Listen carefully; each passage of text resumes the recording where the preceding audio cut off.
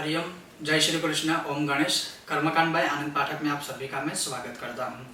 एक ऐसा योग जिससे लोगों को डर बहुत मन में है, या मैं ये कहूँगा कि बहुत ही खेद के साथ कि जो कुछ आधे अधूरे लोग हैं हमारी लाइन में, मेरी लाइन में, मैं ये कहूँगा शायद, मैं दोष नहीं देता हूँ यहाँ पर किसी को भी, लेकिन कुछ क्योंकि सिर्फ हम लोग या हमारे जैसे नहीं है, जो अनअधिकृत है वो भी थोड़ा बहुत जो ज्ञान लेकर बैठे हैं, ये सारे भ्रम फैला रहे हैं।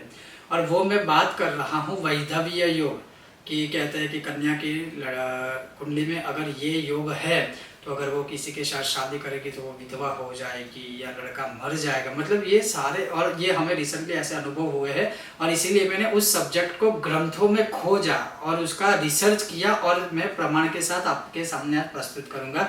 तो पहले मैं उनसे भी कहूंगा कि ऐसा मत डराइए किसी को, और उनसे भी कहूंगा कि ऐसे मत डरिए आप लोग भी। हर एक चीज का निवारण है। और अगर किसी कन्या की जन्म कुंडली में ऐसा योग है, जैसे मान लीजिए 6, 8, 12 में मंगल है, मंगल के साथ कोई अरिष्ट दोष या कोई ऐसा योग बना हुआ है, तो ऐसे सारे योग सर्जित होते हैं। तो वही योग लड़कों की भी कुंडली में होता है, तो वो केवल लड़कियों के लिए नहीं है, लड़कों के लिए भी है। तो इसीलिए एक जो ये ऐसा नॉर्मल सा दोष है, जो उसका निवारण मैं आपको बताऊंगा, वो भी सहज है, सरल है। कोई बहुत बड़े मतलब कुछ विधान करने की आवश्यकता नहीं है, एकदम सिंपल है। लेकिन ये जो योग है या ये जो दोष है, जब भी आपको पता चले, छोटी ही आयु में मैं कहूँगा, क्योंकि बहुत बार ये होता है कि जब आप एंड तक आकर कोई उपाय करते हो तो उसका फल आपको नहीं मिलता, और जब नहीं मिलता तब आपको लगता है कि हमने उपाय किया फिर भी नहीं मिला। तो अगर आपको फल खाने हैं तो उसका जो बीज है ना, वो सालों पहले आपको बोना पड़ेगा, तभी जाके आपको वो फल है कुछ सालों के बाद मिलेगा। और ऐसे ही जो योग होते हैं, वैधव्य दोष है, विधु योग आदि जो होते हैं ऐसे योग, उससे अगर आपको बचना है तो ये छोटी आयु में ही इसके उपाय कर दीजिए। तो आज मैं आपको बताने वाला हूँ इसी योग के विषय में, जिसे कहा जाता है वैधव्य योग। तो उसका इजी सिंपल शास्त्रों में निवारण क्या बताया हुआ है। अगर आपको यह विषय वीडियो पसंद आता है तो लाइक कीजिएगा, अधिक से अधिक शेयर कीजिएगा। चैनल पर नए हो तो सब्सक्राइब करके घंटी का आइकन अवश्य दबाइएगा, मत भूलिएगा, ताकि आने वाले हर वीडियो की सूचना आपको प्राप्त हो सके। तो चलिए शुरू करते हैं।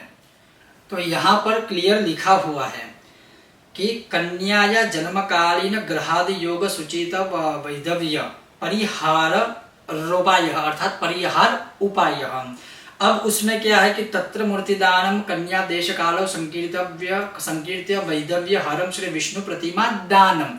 अब सिर्फ भगवान विष्णु की एक प्रतिमा जो है, मूर्ति है, वो किसी ब्राह्मण को दान करनी है और उसके पश्चात उनको भोजन करवाना है। दैट्स इट, ये हो गया। तो वो दोष से आप मुक्त हो जाओगे। लेकिन इसका विधान है, जैसे लाइक आपने बाजार से मूर्ति ली और दे दी, ये ऐसे नहीं चलता। ऐसे फिर आपको लगेगा कि मैंने उपाय किया फिर भी उसका फल नहीं मिला।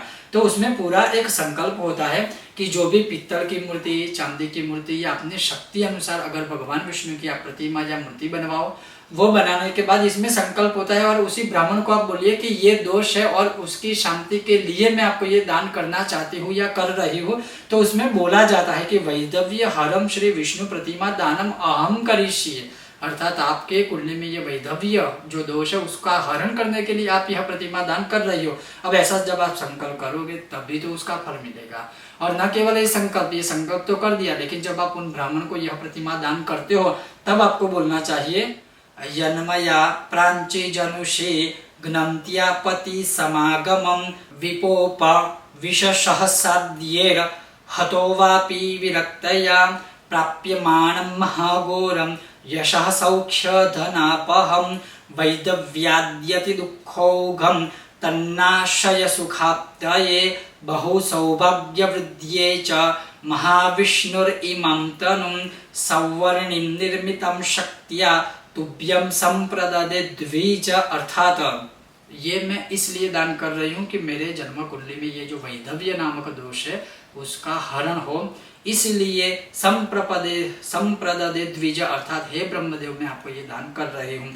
अब जब आप वो दान कर रहे हो तब आपको सिर्फ एक श्लोक बोलना है कि अनगाद्यम अहस्मि, अनगाद्यम अहस्मि। बस ये मंत्र का 3 बार उच्चारण कीजिए। जैसे आपने मूर्ति दान कर दी तो अनगाद्यम अहस्मि, अनगाद्यम अहस्मि, अनगाद्यम अहस्मि 3 बार यह मंत्र बोलकर, ये एक छोटी सी पंक्ति बोलकर उनको दान कर दीजिए।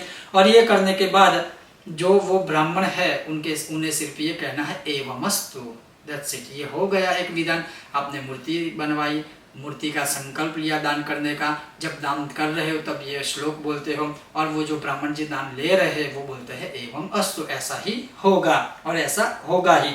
जब वो बोलते हैं तब मान लीजिए कि यह दोष से आप मुक्त हो गए। उसके पश्चात उन्हीं ब्राह्मण को आपके घर में ब्रह्म भोजन करवाए, यथाशक्ति उचित दक्षिणा आप उन्हें दे दीजिए। दैट्स इट, ये पूरा दोष का निवारण हो गया। अब इसमें डरने की कहाँ बात है, डराने की कहाँ बात है, और खुद भी डरने की कहाँ बात है। तो मैं यही कोशिश कर रहा हूँ, धर्म सिर्फ जीना सिखाता है, डरना भयभीत होना नहीं। हाँ, कुछ कुछ चीजें, कुछ कुछ विधान होते हैं, मैं मना नहीं कर रहा हूँ, हाँ थोड़ा संभल के आगे चलना चाहिए, बढ़ना चाहिए, लेकिन इन सारी चीजों से थोड़ा बचिएगा। और निवारण है, अगर कोई दर्द है तो उसकी दवा है, तो वो उसका प्रयोग आप कर सकते हो। तो एक ये छोटा सा एक प्रयोग था जो मैंने आपको बताने की, प्रस्तुत करने की कोशिश की, क्योंकि हमारे पास ऐसी कुंडली आती है तो वो काफी डरे हुए होते हैं। तो मैंने सोचा क्यों ना ये विषय बनाऊं। आपको यह विषय वीडियो कैसा लगा मुझे बताइएगा, और अगर आपको यह विषय वीडियो पसंद आया हो, बिना भूले वीडियो को लाइक कीजिएगा, अधिक से अधिक शेयर कीजिएगा। चैनल पर नए हो तो सब्सक्राइब करके घंटे का आइकन अवश्य दबाइएगा। बहुत जल्द मिलते हैं नए विषय और वीडियो के साथ, तब तक देखते रहिए कर्मकांड बाय आनंद पाठक, मेरे साथ आचार्य आनंद पाठक के साथ। ओम गणेश, जय श्री कृष्ण, श्रीमन नारायण।